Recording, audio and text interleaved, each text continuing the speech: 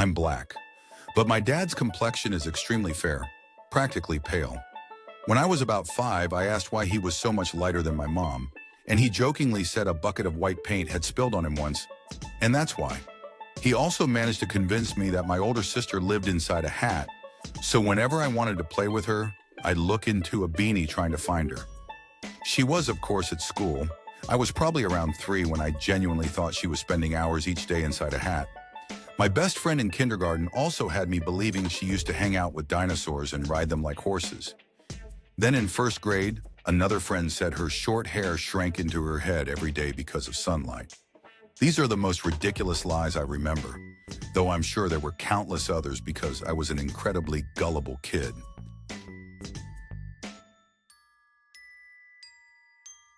When I was young, I asked my dad if reading enough books could really give someone telekinesis, like in Matilda.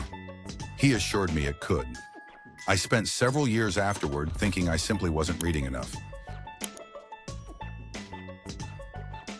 My sister once told me that counting all the stones in Stonehenge would result in death. To this day, I've avoided counting them and still don't know how many there are.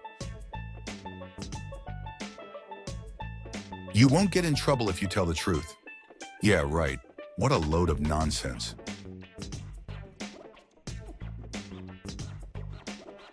My mom used to tell me that eating too much sugar would cause my butt cheeks to stick together. Thanks for that, Mom. When I was a kid, I had a strangulated hernia, leaving me with only one testicle. My dad told me that if I ever had kids, they'd either all be boys or all be girls because each testicle determined a specific sex. I believed this for years.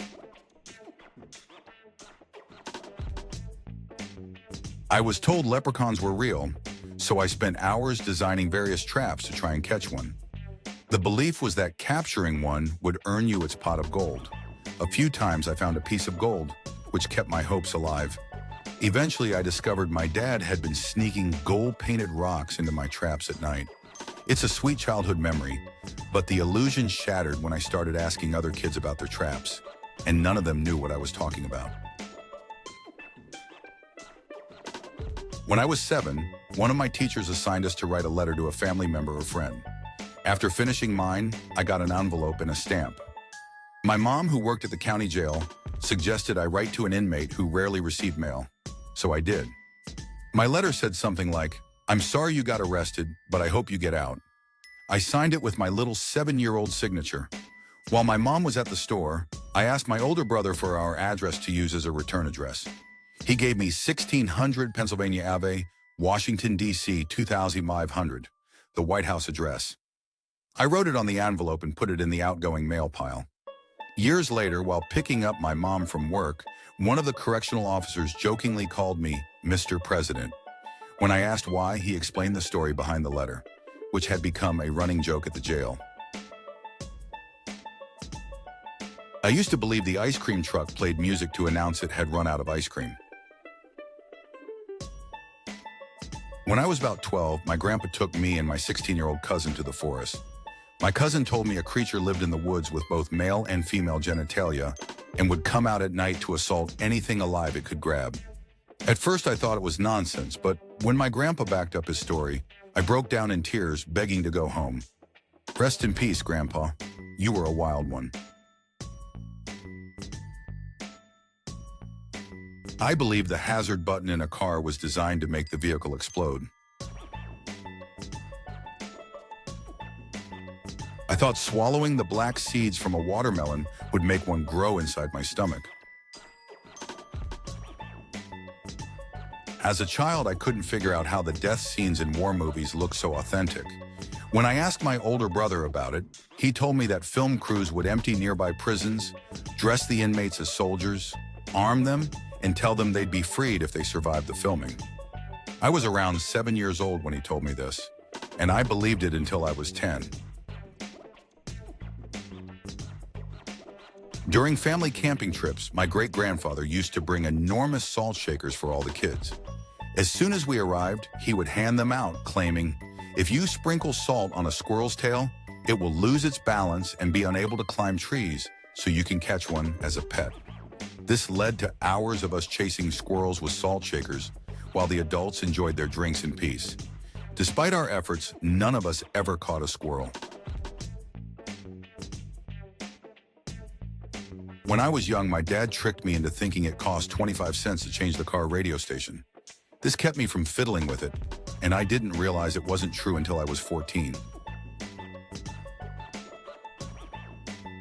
My dad once told me police officers spent so much time at donut shops because the bakers needed them to shoot the holes in the donuts, giving them their iconic shape.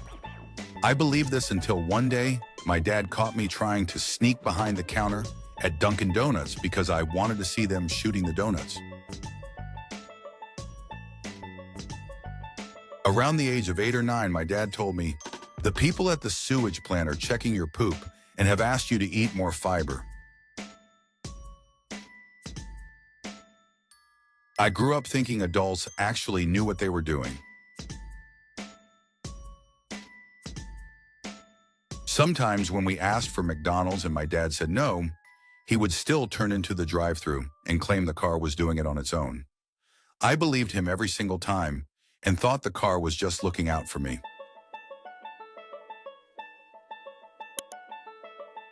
When I was about 2 years old, my mom said, "You've got a little Indian in you," referring to my Native American heritage.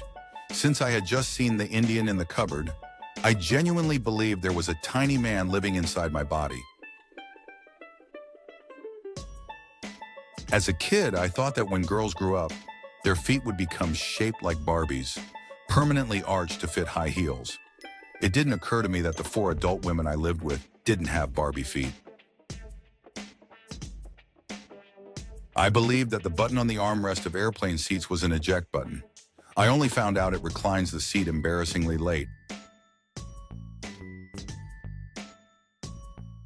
One time when I was 4 and my brother was 3, our mom took us Christmas shopping at a busy department store.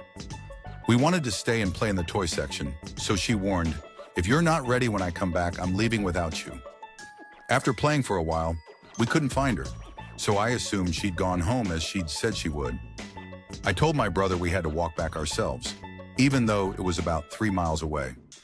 So we began our little adventure, walking along Highway 66 and collecting random items like a wooden soda crate, a muffler, an umbrella, an old shoe, and some interesting rocks. When we were about half a mile from home, my mom found us. She had cut across 3 lanes of traffic to stop us. She ran out of the car crying and furious.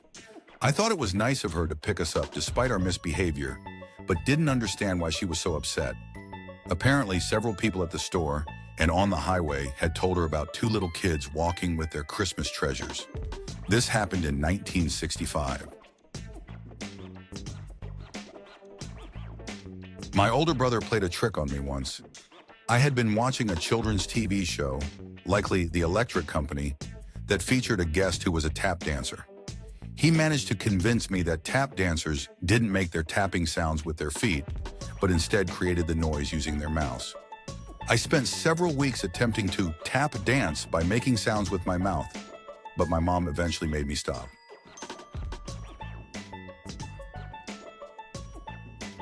When I was a kid, I got upset when a button came off my shirt. My mom reassured me, saying that if I put the button under a rock in the yard, the button fairy would leave me a quarter in exchange. I believed her and, much to her dismay, ended up pulling off all the buttons from every shirt I own. Even now, 40 years later, you can still find shirt buttons under random rocks in my parents' backyard.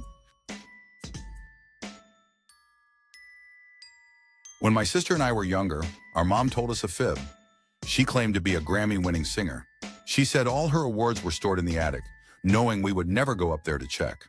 For years, we bragged to our friends about her Grammy wins, only to eventually realize that she wasn't a very good singer at all. We've been teasing her about that lie for almost 20 years now. Last Christmas, we gave her a fake Grammy with her name engraved and her favorite music category listed, declaring her the winner. She laughed until she cried.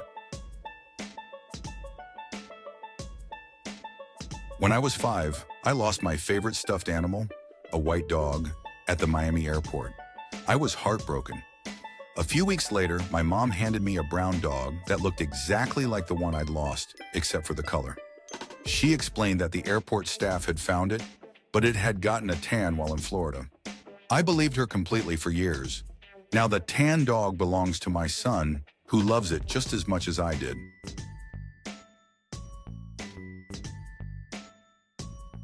I thought ATMs gave out free money.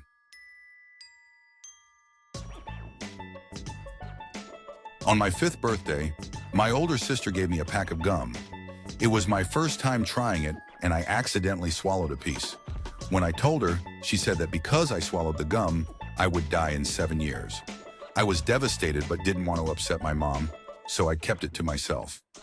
For the next 7 years, I lived believing I was going to die on my 12th birthday. My mom was confused about why I seemed so upset that day. Before going to bed, I tearfully told her how much I loved her and hoped she would miss me. She asked what I was talking about, and I explained that I would be dead before morning. She scolded my sister and assured me I wasn't going to die. For 7 whole years, I thought my time was running out.